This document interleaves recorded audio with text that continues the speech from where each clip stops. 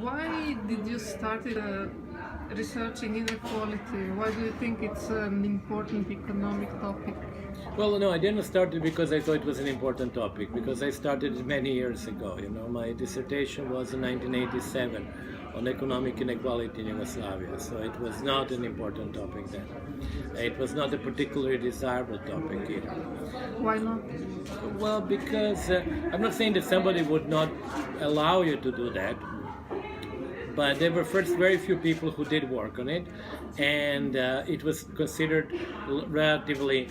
At first, it was not done very much empirically.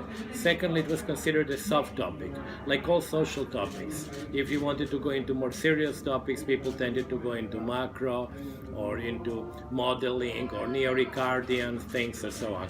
But if you, and then of course it was not politically very desirable. For example, in Slovenia there was a guy, Koražija, who actually worked on income inequality. There were one or two people in Zakaj, and there was actually, I think, nobody but me who worked on that in Belgrade. And then you couldn't get the data easily. I mean, they were publishing the results every year, like household surveys, which was called Ankete o potrošnji domaćinstva. It's the same actually structure that continued, in Slovenia also. And then you couldn't get the data.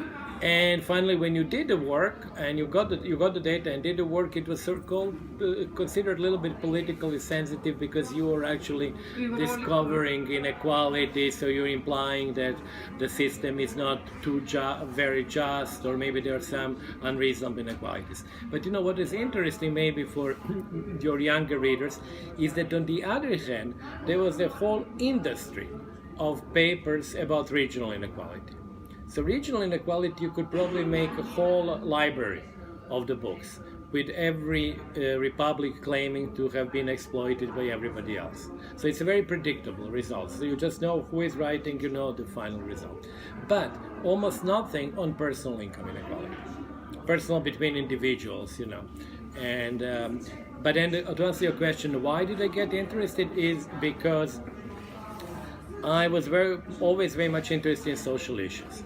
And on the other hand, I studied statistics, and I like distributions, and I like probability, and like, to some extent, mathematics. Also only mathematics to the extent that it was actually kind of, I could apply to something, not mathematics like in general. And so when I first saw income distribution curves and the Gini coefficient, I just fell in love with the Gini coefficient, so that was it.